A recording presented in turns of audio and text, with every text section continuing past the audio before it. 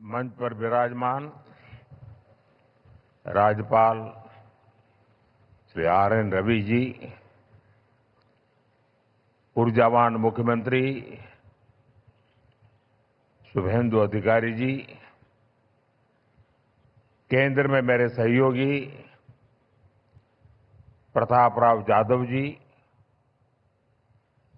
अन्य सभी महानुभाव, यहां कोलकाता में जुटे सभी प्रतिभागी, देश विदेश में योग से जुड़ रहे सभी साथी और मेरे प्यारे देशवासियों, 21 जून का ये दिन पृथ्वी के कुछ भूभाग पर साल में सबसे लंबी अवधि का दिन होता है और अंतर्राष्ट्रीय योग दिवस के कारण 21 जून का ये दिन विश्व के सबसे बड़े सामूहिक उत्सव का दिन भी बन गया है।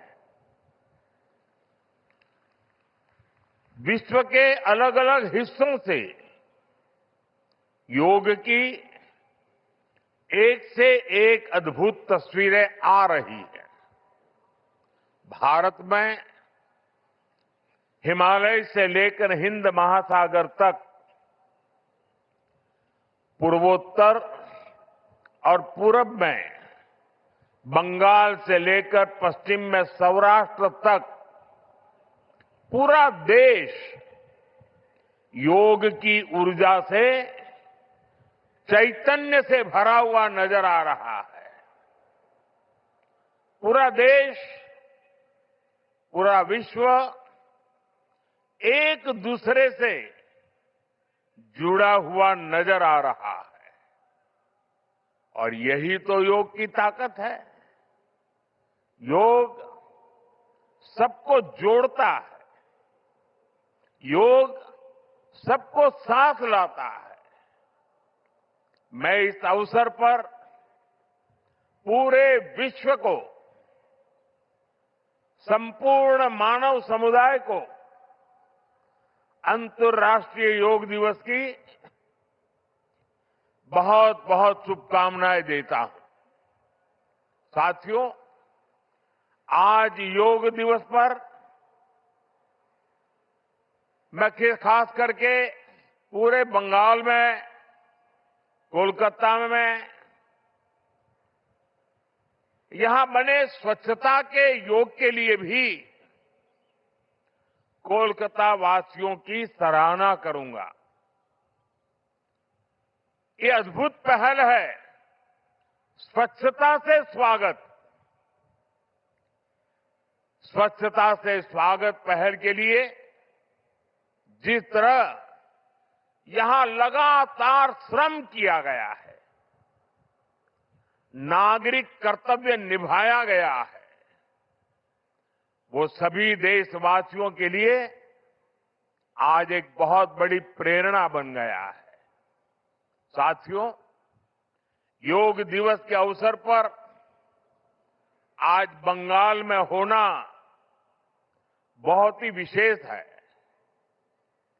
बंगाल की ये पवित्र भूमि, जहां भगवान रामकृष्ण परमहंस जैसे सिद्ध संतों ने अवतार लिया, जहां से निकलकर स्वामी विवेकानंद ने पूरे विश्व को योग से परिचय कराया, जहां महर्षि अरविंद जैसे महान योगी ने जन्म लिया, लाहिड़ी महाशय जैसे महान योगियों ने जहां योग परंपरा को नई ऊंचाइयों तक पहुंचाया, आज उसी धरती पर सामूहिक योग का अनुभव एक अलग आध्यात्मिक अनुभूति दे रहा है। इसी बंगाल की धरती पर जन्मे गुरुदेव रविन्द्रनाथ ठाकुर का मानना था कि मनुष्य की पहचान अलग अलग रहने में नहीं, बल्कि अपने आसपास की दुनिया से जुड़ने में है। यही जुड़ाव योग का मूल भाव है। महर्षि अरविंद भी कहते थे,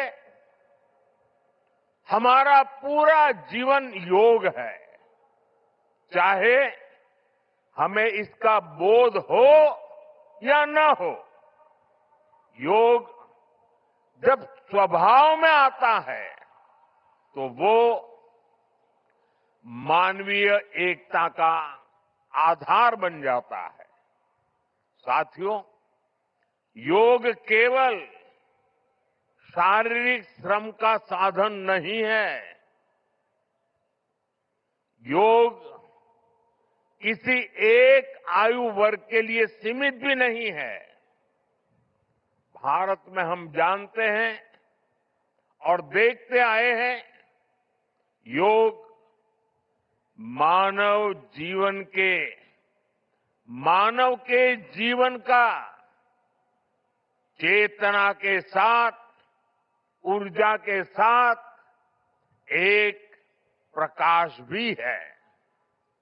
इसलिए इस वर्ष अंतर्राष्ट्रीय योग दिवस की थीम रखी गई है, yoga for healthy ageing.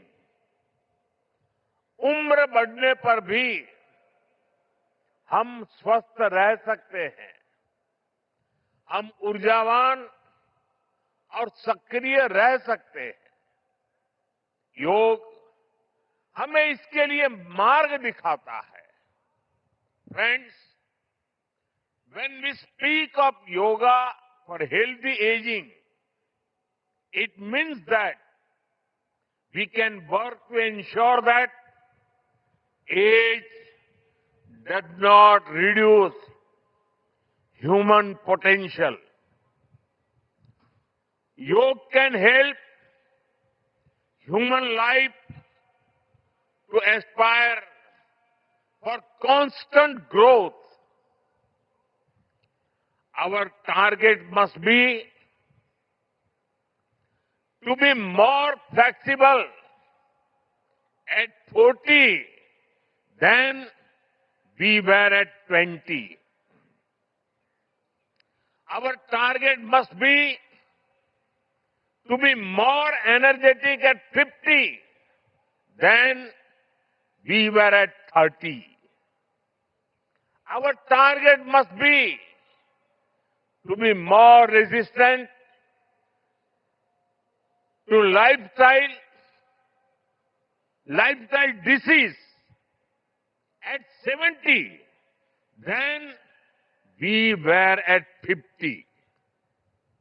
This is where yoga can help us.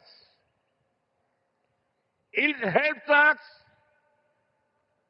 tune our bodies to be flexible. It keeps our energy level high. It also helps us maintain a calm, stress-free life and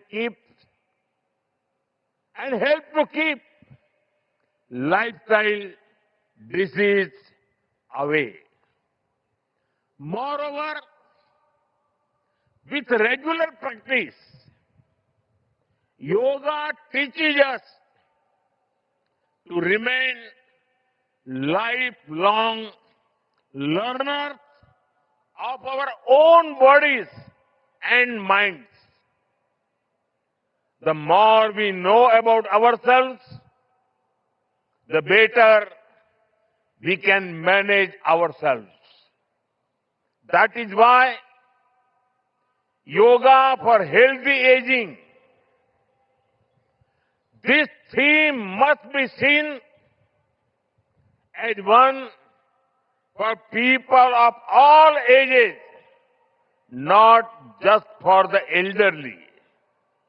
साथियों, गीता में भगवान कृष्ण ने योग के विषय में कहा है, युक्त आहार विहारस्य युक्त चेष्टस्य कर्मसु युक्त स्वप्न अवबोधस्य योगो भवति दुःखः। अर्थात संतुलित आहार विहार से, संतुलित क्रियाओं और कर्मों से, संतुलित नींद और जागने से योग दुखों का नाश करने वाला हो जाता है। ये संतुलन ही योग का आधार है। यही संतुलन हमारे जीवन का आधार भी है। लेकिन ज्यादातर लोग आज इस आधुनिक समय में जीवन के असंतुलन से ही जूझ रहे हैं। बहुत मशक्कत करनी पड़ रही है उनको। योग हमें जीवन को बैलेंस वे में जीने की कला सिखाता है। योग हमें डूज और डोंट सिखाता है। और जब हम हमारे शरीर को सही ढंग से चलाना सीख लेते हैं तो स्वास्थ्य हमारा स्वभाव बन जाता है। साथियों, योग केवल हमारे शारीरिक स्वास्थ्य पर ही फोकस नहीं करता। योग मानसिक स्वास्थ्य से शारीरिक स्वास्थ्य का मार्ग दिखाता है। इसलिए योग के विषय में युक्त चेष्टस्य कर्मसु कहा गया है। यानी हमें क्या करना चाहिए, क्या नहीं करना चाहिए, इसका बोध।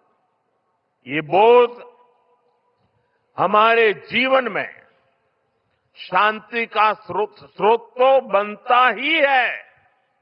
इससे विश्व शांति का मार्ग भी खुलता है।